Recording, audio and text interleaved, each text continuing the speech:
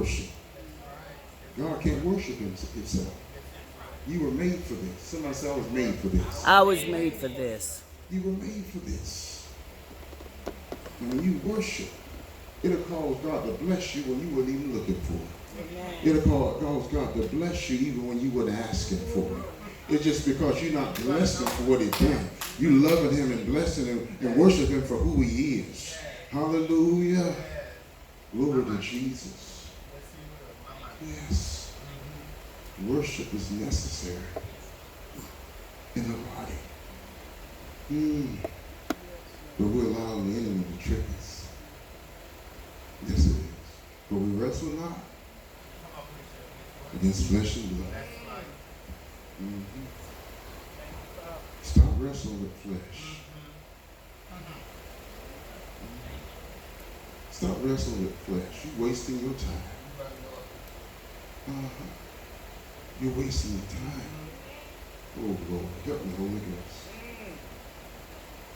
But your prayer makes a difference. It makes a difference. It makes a difference. As we looked at one of the miracles in the book of John, the 6th chapter, where Jesus turned the water into wine. But do you know, when you look at the scripture, Mary acted as an intercessor. She was speaking on behalf and acting on behalf of the wedding party. Because it was unheard of and embarrassing to run out of wine. Because when they had a party, they didn't party just overnight. It was 7 days a week. They did it up. They were serving good stuff. And everybody was drinking. Then they were giving the other watered down stuff. But it's about to run out, and you just didn't do that. So Mary interceded, came to Jesus. And what did she say? Well, what did she pray? What did she say? They have no wine. That's all she said. She interceded because she had relationship with him and relationship with Jesus. So she interceded. But my point is this. So we'll go through all that, but my point is this. That miracle would have never transpired, would have never have happened if Mary did not intercede. If she had not interceded, if she had not prayed. Come on, somebody. Some miracles are just waiting for you to intercede. Some things are just waiting to happen in your family. Some things are just waiting to happen in your church. But God needs someone to intercede first. Mary represented earth and Jesus represented heaven. And they agreed. He said, woman, it ain't my time yet.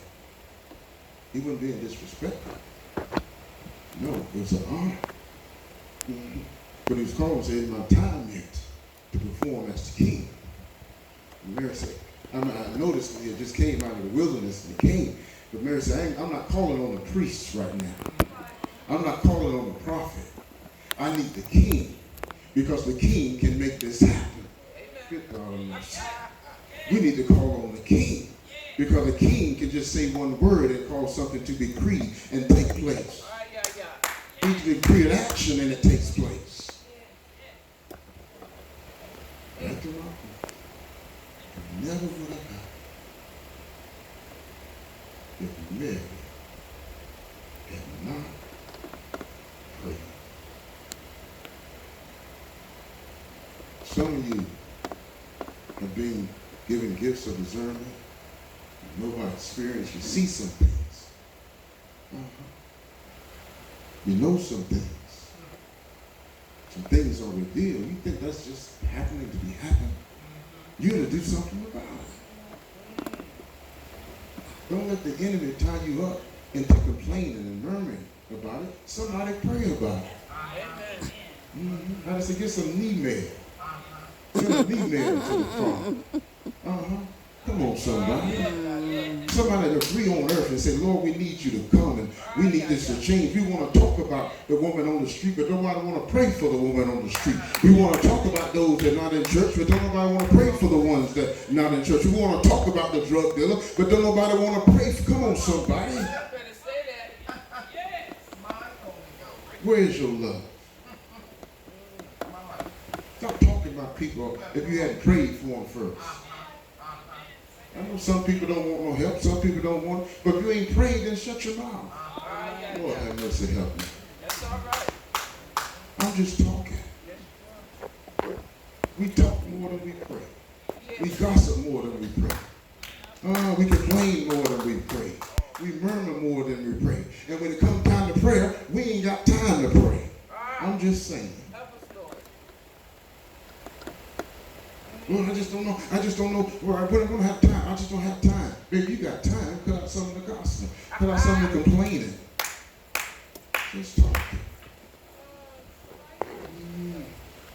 You really don't know the power that the church has and the power that resides in you. It's the enemy's plan to cause you to never receive a revelation of yourself. Cause you to never receive a revelation of who God really is.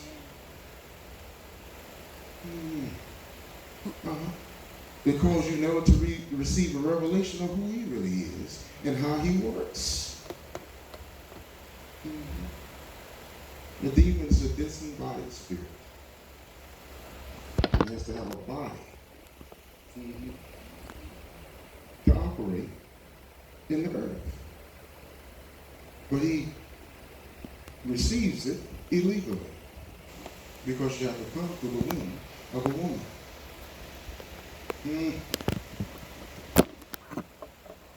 Christians to try to oppress you, come on you and influence you, cause you to be UDI, under demonic influence.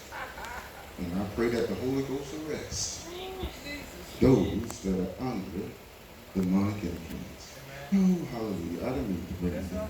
Hallelujah. But just trying to shine some light on some stuff. Because we need to grow and we need to go. Come on, somebody. You see, when we get upset when the word or someone, God gives someone a word or the word shine a light. But until you have light on the situation, oh my God, you must have light. If you never have light, you can never confront it. And if you never confront it, you'll never conquer it. I learned that. So don't get mad when the light is shined on you. You don't get mad when the word hits you. That's just a light to show you what you need to deal with. Yes. So you can confront it. And then once you get confronted, you shall conquer it. So don't get upset at the preacher or whoever's bringing the word. Don't get upset at the word. Don't get mad at God. You're too valuable. Somebody say I'm too valuable. Too valuable. What you have in you is too valuable. In the book of Matthew, the 25th chapter, I think it started at the 14th verse to the 30th, I believe, where Jesus speaks the parable about the talents. And I know we have heard about the talents and we read about it and been taught and preached, but I just want us to look at something. And I want us to take an honest look to see where we are, because it's time for the church to stop being deceived. Amen. It's time for us to stop feeling like we got it all together and it's all right. Amen. That it's all right. It's all right like it is now. It's not all right. It's all right the state we're in. It's not all right. Don't you know that we are to always be progressing and growing? We should not be in the same place. The Lord help me. When the Holy Spirit showed me this and started speaking to me. We're not supposed to be in the same place next year as we are this year. So right there in the word in the moment. I don't believe I got to jump and holler at that. That's all right. Hallelujah. But I'm serious. Won't be for you long. But we ought to not be. And you need to look at your financial situation. Are you in the same place this year as you were last year? Look at church. Is the church in the same place this year as it was last year? Huh? Your family, is it in the same place? Your life, is it in the same place? Then there always need to be progress. And when you look at the scripture, you saw where the rich ruler had some servants. He's about to go on an extended journey. Oh, Jesus Christ. So he had 8 talents. Some translations say 8 bags of gold. And he gave one 5 bags. He gave another 2 bags, 2 talents. And he gave one talent. And it was not uncommon, you think of it, for a ruler to have servants, and when they left, that servants managed money. And so, let me say this before, so you'll be able to get this throughout. Your talent is a gift from God to you. Mm-hmm. What you do with it is your gift to God. Mm-hmm. Amen. This rich ruler, look at it. This was a gift to them. This was nothing they had to work for. This is nothing that they earned. This was a gift to them. And they give back to him when he returned. Y'all see how somebody, you feel it? Yes. When Jesus gave us something. Come on, somebody. And then when he returns, he is expecting an increase of his investment. He's expecting an increase of his gift to you. He expected to be multiplied. There's something to be done with it. Amen. He gave you life, new life. So what are you going to do with it? We gave us this church, this land. So what are we going to do with it? He gave you your home. So what are you going to do with it? He gave you education when you didn't have an education. What are you going to do with it? He gave you the career when you prayed for it. But what are you going to do with it? And we're sitting around praying for $1 million, but you can't do anything with the ministry and what you already have. So how can God give you something else? That's right. That you won't manage. That you won't increase. Amen. Somebody need to get a righteous indignation need to come over you. And you need to step out of yourself and tell yourself, we ain't going to be in this place next year. Somebody hear what I'm saying.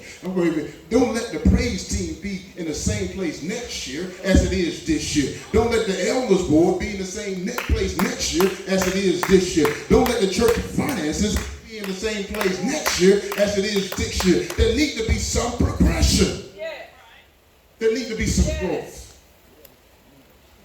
God entrusted you with a gift. Even the gift of your life. But we don't see the value of what he's given us. You never do anything with what you have unless you see the value in what you have. Amen. That's right. Makes sense. According to kind of today's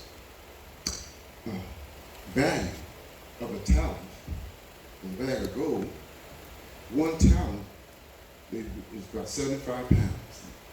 Sparing you some other details. 1 talent, in about today's value, would be worth $1,400,116.57. Ooh, give me a talent, Lord. $1,400,116 missionary and 57 cents. So what they had was valuable. He didn't give them no nickels and dimes. This is the point I'm trying to tell you. God has placed something in you that's valuable. And we're sitting here, and it's not a put down, it's trying to admonish us. Come on, something needs to happen. Amen. We need to take responsibility. The one with the one didn't take responsibility. Well, we say, and I'm glad you said, the one said, well, he got 5 and they got 2. What I'm going to do? Baby, work your one. That's right. That's right. There you go. Work your one. Work your one. We want a house full of members, but we ain't working. Come on, son. All right now. All right now. Please hear what I'm saying. Hear what I'm saying. You have the ability. Somebody say, I have the God-given ability. I have God-given ability. God-given. You do. If not, God wouldn't have given it to you. You think you're just on the deacon board to be a deacon? You think you're just a prophet to be a prophet? You think you're a pastor just to be a pastor? A bishop to be a bishop? A child of God on the dance team? Or whatever God has given you? You think you're just that? Just to be that?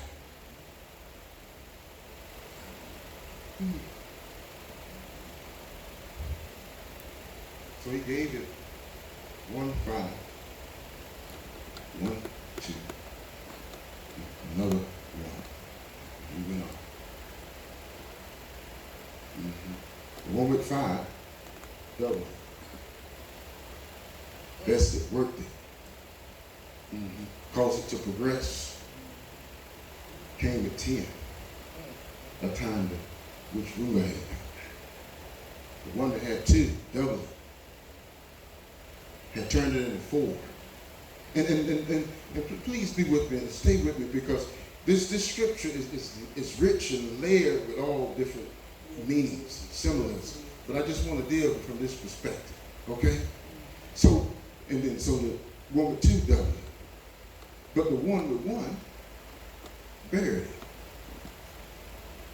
it. Put forth very little effort to cause it to grow. Even if, no matter what you do, even if you're an athlete, it's up to you to cause the talent and the gift that you have in you to grow. Don't blame it on the coaches. Don't blame it on mama. Don't blame it on anybody else if what's in you don't grow. Because if you read the scriptures, you go home and read it. When you read the scriptures, when he came to the one with the 5 that doubled it, well done, my good and faithful servant. Faith over a few things. It's a blessing that comes along when you cause increase to the gifts and the things that God had given you. Yeah. So he blessed it. For what? For the increase. One, he blessed the second one. Turn the 2 and the 4. The one had the 1, took it and buried it. So during that time, it wasn't uncommon for them to bury money. Probably what they done is they would go get what they call a strong box and put it in there, and they would bury it. And then they said, well, you could have at least took it to the bank. Back then, you could have took it to the temple, because that was considered a safe place. And at least made interest off of it. But we done nothing. We buried it. What's inside of us that we buried in the ground? What's in church that we're buried? Oh, I know this kind of sober. But I need this, because we need this, some foundational stuff, because we need to go. We need to grow. Yes, we do. Aren't you tired of where you are? Yes, Lord. Aren't you tired of things being where they're at right now? And going back to the scriptures, the one that did nothing with it, he won't start assassinating the character. You're hard man. He had found somebody to blame other than himself. Who are we blaming? Besides ourselves. He had every opportunity, as the one with the 5 and the one with the 2, but he did not seize the opportunity. He did not come up with a plan. He did not initiate. He did not cause progression. He did not grow. He did not grow the gift that the ruler had given. And he wanted to blame the ruler because nothing happened with what he had. He was trying to assassinate his character. And we want to blame God. We want to blame each other. and the church, but it's us that are causing nothing to progress in our life. We are the one that's all in the way. Somebody say, get out the way. Get out the way. We need to tell ourselves to get out the way. If God entrusted you with a gift, pray, read, study, and see what you can do to cause it to increase, to cause it to progress. Amen. Amen. Looking kind of look at with that look. But I'm serious. I'm so serious. Almost to tears. God gave us this gift. I'm not, come on. Feel me now. I'm not trying to scream at you. Now, come on, look. God gave us this gift. And what have we done with it? If you do nothing with what God gave you, don't think it's going to stay in that same state that it's been given. It's going to deteriorate. Look, even with your life, you can't allow your life to stay in the same state that it is because it's going to deteriorate. Even your car, your vehicle, if you don't do something to it, it's going to deteriorate. Yep. Your house is going to deteriorate. It'll never remain in that state. You think, I'm all right. It's been 5 years. My house all right. Go look at it. Mm-hmm. And you've done nothing. My car all right. It's been 2 years. No oil change, no tire rotation, no nothing. Come on, somebody. You just go out there and you look at it. My house all right. And you hadn't dusted, vacuumed, or cleaned in 3 months. Come on, baby. It won't stay in that state that you receive it. It begins to deteriorate. It begins to decrease. Amen. Amen. Come on, saints. Just shine in the light. Just shine in the light. And don't get mad when you get someone come to shine in the light. We need to do something. Well, I ain't got 5, you got 1. Yes. Well, we don't have 1,000 members. Well, we got what we got. Well, I wasn't born on the other side of the tracks, but do something on this side of the tracks. Come on now, stop making excuses. Well, I didn't have 5 brothers and sisters. I was just by myself. But then you, come on. You grew up by yourself. You live by, come on, you made it this far. You have some. You have what you need to work with it. But we won't do it. We just want to sit home and give up and say it's all right.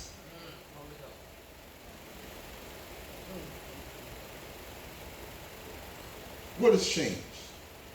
Where's the growth? What is different? Look at your house. If your house been in this, you ain't changed nothing in 2 years. Amen. Well, I ain't got no money. You can go to the Dollar Tree and get a dollar vase. Amen. Come on, somebody. Brother, they're messing with me. Come on, somebody. You can do something. Don't you get tired of seeing the same old thing when you come in? Don't you get tired of seeing the same old thing when you come in? Yeah. Don't you get tired of seeing the same old thing when you come in? Lord, I promise you I'm not fussing. That's all right. It's all right if you are. All right.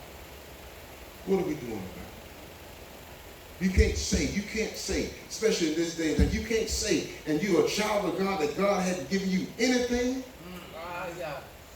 and He's God. I wouldn't serve a God that hadn't given me anything to work with. Amen. How you want to expect me to pay tithes if you, come on, give offering and come on. Somebody, come on now. What kind of God you serving then? If that's the case, I don't need a God like that. But I don't have a God like that. I have a God that's able to do exceedingly abundantly above all that I can ask and think. I serve a God that shall supply all my needs according to His riches and glory. I serve a God that owns a cattle on 1,000 hills. Come on, somebody. But then why we ain't working with something? Yeah. Yeah. Jesus Christ.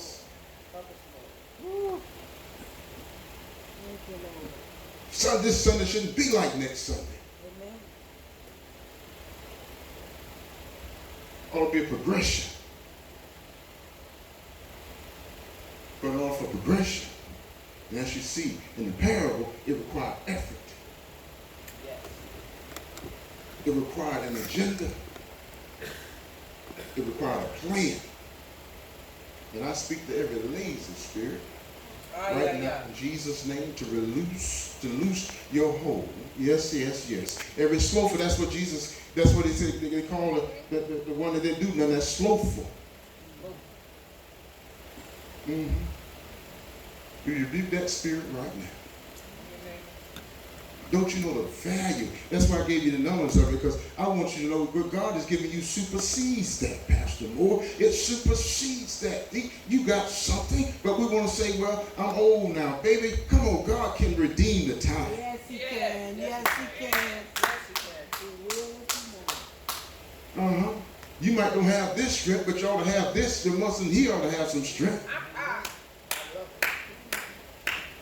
So you can't pick it up with your arm. Come up with it. How you think somebody came up with a jack? How you think somebody came up with a pulley? Because somebody got tired of, come on. Oh, Jesus Christ. Amen. What you going to do with it? What is the gift that you're going to give back to God? Amen. Can you imagine? Well, he saw the ruler come back, and he's blessing the one that turned the 5 into 10. He's blessing the one who turned the 2 into 4. And he go out there in the dirt and dig up his and say, here you go. It's all dirty and unacceptable. First, stop blaming everybody. Well, I was afraid that I might lost it. If you do nothing to what you have, you're going to lose it anyway. It may be over time, but you're going to lose it. Oh, help me, Jesus. I'm not fussing. Please know the talent that God has given you. The talent is God's gift to you. What you do with it is your gift to God. If you want a talent, what is your gift to God? What is your gift to God?